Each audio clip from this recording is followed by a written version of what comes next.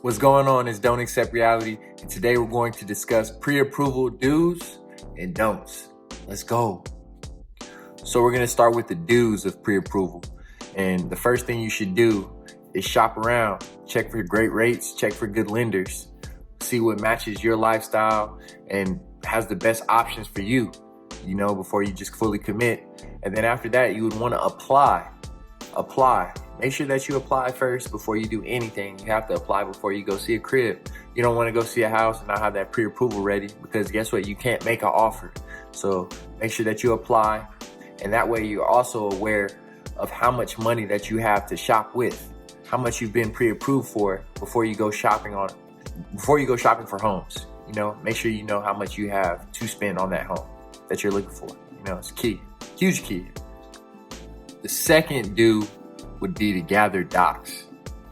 Those documents include W-2s, bank statements, identification, information about debt.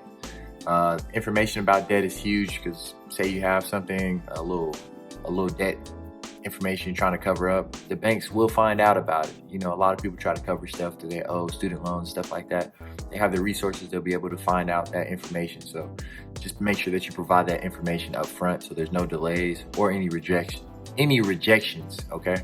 So I'm saying one more time, the documents that you should have handy and accessible throughout the pre-approval process in the home buying process, because they're going to ask for these documents multiple times just to make sure nothing changes and they have everything that they need. And that includes the W-2s, pay stubs, bank statements, identification, and information about debt. And the third do would be keep in touch with your lender. You want to make sure that you're accessible whenever. If they send you an email, if they call you, just make sure that you're accessible and that you're able to answer the phone or provide the documentation that they're requesting when needed.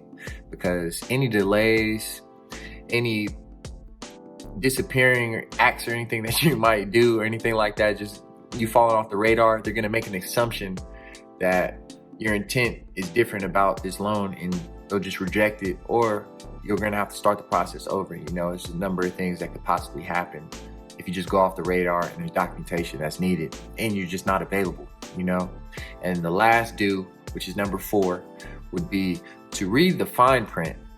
Look at the loan term, look at the numbers, look at the loan amount, just look over everything. Read the fine print, read every single page, make sure that everything looks the way it's supposed to, because you don't want to look at it or overlook something and continue your pre-approval process or your home buying process and some of the numbers aren't correctly, because once they go through everybody's hands, it becomes a hassle to try to redo everything at closing. That might delay your whole deal. So make sure that you read the fine print, read over every page, look over the loan terms, look over the numbers, and just make sure that you're on point. Make sure that if any mistakes on their end occurs, that you're aware and you're correcting it as soon as you see it, because we're only people. People make mistakes. So sometimes it's bound to happen. It's happened to me before. Just make sure that you look over it and you correct it as soon as you see it. And now we're going to discuss the don'ts of pre-approval. And the first one is to not get pre-approved over your budget. That's huge, because say you're looking for a home that's, maybe $230,000, $225,000. You use payment calculators and things of the sort, just to see what your monthly mortgage would be. And you request a $250,000 loan, and guess what? The bank approves you for more, and now you're getting a $300,000 loan. It looks great. You have that cushion, you have that leeway to get a more expensive home if you want. But sometimes it's not budget friendly. Sometimes you exhaust your entire loan. You use the $300,000 instead of that $250,000 range that you were kind of trying to stay within, and now you can't afford your home, or you're putting yourself in a jam, financially trying to maintain that mortgage payment. So that's why you don't want to get approved over budget. You know what I'm saying? And then the second don't would be to hold off on major purchases. Holding off on major purchases is a major key, because while you're going through the pre-approval process or the home buying process in general, people like to buy nice things and stuff like that. Buying major, like big things like a car, swiping your credit card too much, just stuff like that. That's not going to help your deal. That's definitely a don't. And changes financially can result in a rejection or just a delay to the home buying process. And that's what you don't want to do, due to you not being able to hold off on those major purchases. And the third don't would be to hold off on new credit. New credit being co-signing for a friend or family member, like on a car or a mortgage or anything like that. And also personal loans, just any loan in general that can just result in changing of paperwork and documentation and numbers that'll affect your pre-approval process and your home buying process. So stay away from new credit while going through the pre-approval process and the home buying process. And the fourth and final don't would be to not quit or change jobs during the pre-approval and home buying process. Do not quit your job or change your job. That's huge, because banks love a steady and predictable income. And you're not going to have a steady and predictable income no longer, because you've now quit your job or you've changed your job. And you quitting and changing your job is also going to result in new documentation being needed.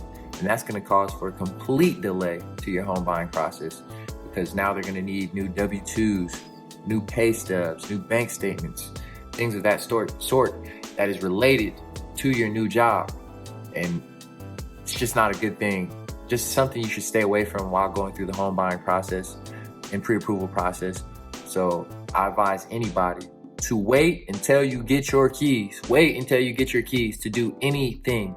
Wait until you get your keys. Once you get your keys, you're now able to get new credit. You're now able to change your job, quit your job. You're now able to buy a car, make that major purchase. You know what I'm saying? So just hold off on the don'ts until you get your keys. So now that I've covered the pre-approval do's and don'ts, I hope you guys can apply these to your home buying experience, to your pre-approval experience, so that everything runs smooth. You don't incur any rejections, you don't get any delays, and your process just continues to run smoothly. So I hope you guys do more do's than don'ts. I truly hope you guys are enjoying the content that I've been pushing out. I want you guys to like and subscribe, and I truly appreciate you guys. Hey, what's going on, guys? Don't accept reality here. I have an ebook out called The Active Duty and Veteran First Time Homebuyers Guide. And in my guide, I'm giving you a step-by-step process on how to reach home ownership comfortably and with knowledge, and it's just preparing you for the unexpected, things that I wish I would have known when going through my home buying process. The link to the ebook is in the description. Check it out, and I truly appreciate you guys.